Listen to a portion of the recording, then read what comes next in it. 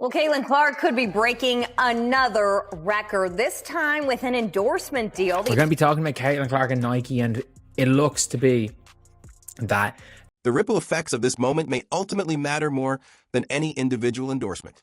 Young players, including those still in college, are watching closely.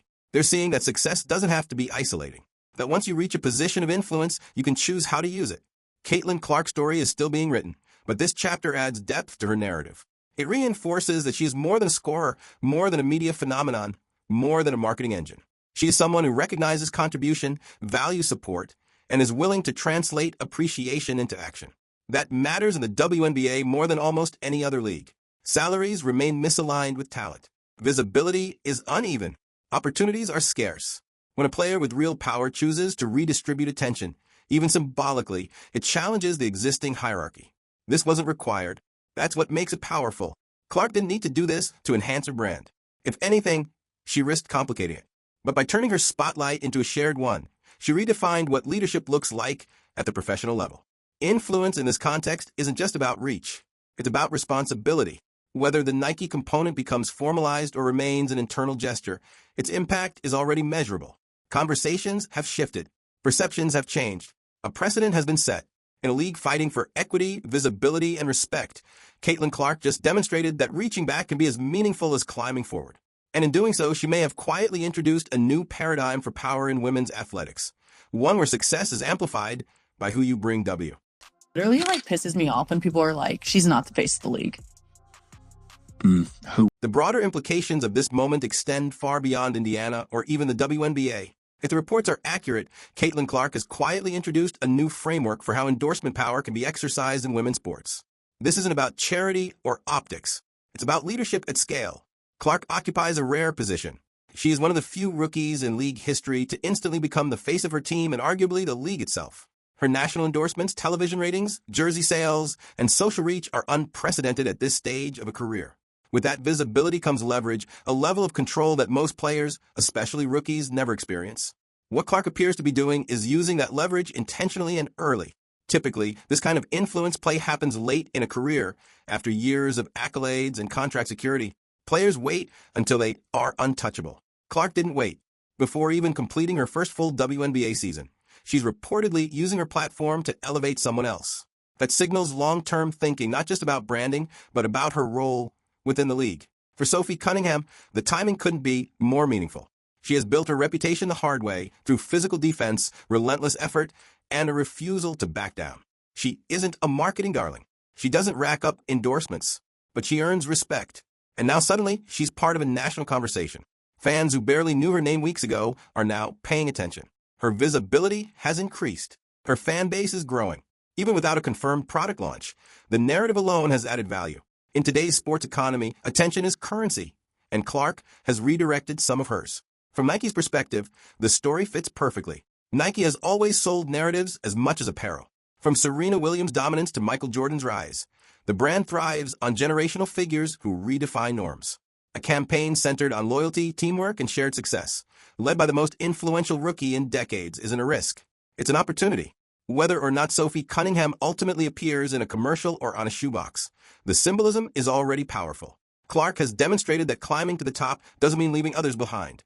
In a league where players fight for airtime, sponsorships, and recognition, that message carries extraordinary weight. Specifically, do you think can't come out? I have no idea. You got to ask her.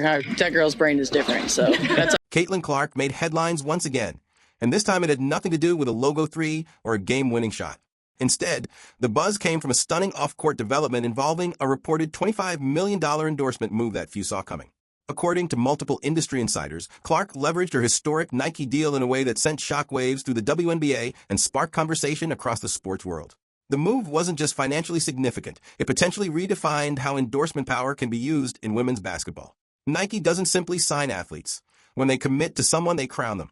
Michael Jordan remains the clearest example. His partnership with Nike didn't just sell shoes, it reshaped global sports branding and turned an athlete into a cultural institution. That's why, when Nike reportedly handed Caitlin Clark the largest footwear deal in WNBA history, many within the industry saw it as a symbolic passing of the torch. Jordan ignited the blueprint. Clark, it appears, is prepared to evolve it. Reports indicate that Clark agreed to an 8-year Nike contract valued between $25 and $28 million, one of the largest endorsement packages ever offered to a woman athlete. The deal includes her own signature shoe line, a first for a WNBA rookie, signaling that Nike isn't merely betting on Clark's on-court excellence, but on her long-term influence, marketability, and generational reach. This is an investment in impact, not just performance.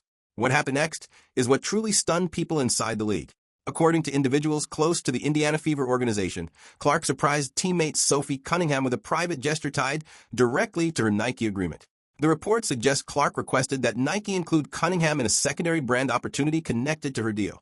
While the exact structure remains unclear, whether it involves a collaborative player edition shoe, shared marketing visibility, or a formal sub-endorsement, the intent was unmistakable. Neither Nike nor the players have officially confirmed the arrangement, but the story spread quickly and went viral within basketball circles. The idea that a rookie, fresh off signing the biggest endorsement contract of her career, would immediately seek to elevate a teammate is virtually unheard of in professional sports. Endorsement deals are typically guarded, individualized, and tightly controlled by agents and brand executives. For Clark to say, in effect, "I want to bring someone with me," represents a break from the norm and a conscious decision to use her power differently. Overwhelmed right now, but there's just a lot of people to thank. First of all, my teammates. I wouldn't be here without any of you, and a lot of you. The reason this story resonated so deeply is rooted in the dynamic between Caitlin Clark and Sophie Cunningham. Despite having shared the court for only part of a season, their chemistry has been obvious to anyone paying attention. Their connection goes beyond statistics or highlight reels. It shows up in the moments that don't make box scores. Sophie Cunningham is not the team's leading scorer. She doesn't dominate headlines or trend nightly on social media. But what she provides is something Clark immediately recognized: stability, toughness, and loyalty. On a young Indiana Fever roster under constant scrutiny, Cunningham has emerged as a physical and emotional anchor. She has consistently stepped in during tense moments, inserting herself between Clark and aggressive defenders, absorbing contact, and setting a tone that opponents quickly learn to respect. For a rookie under relentless pressure, tasked with carrying a franchise, reviving a fan base, and living up to unprecedented expectations, that kind of support matters. Every move Clark makes is dissected. Every slump is magnified. Every success is debated. In that environment, leadership doesn't always come from scoring. Sometimes it comes from protection, presence, and a willingness to stand firm when games turn hostile. Clark noticed that, and according to those close to the team, she valued it enough to act. In professional sports, especially at the endorsement level, loyalty rarely flows downward. Veterans help rookies adjust.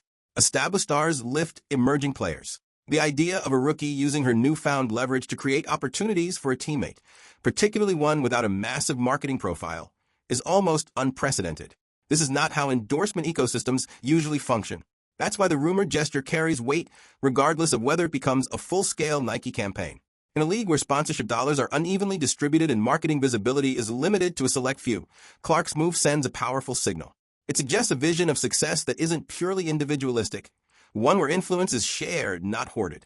The reaction inside the Fever locker room reportedly reflected that. Teammates respected it. Coaches admired it. The move energized a roster that has faced questions all season about chemistry, physicality, and cohesion.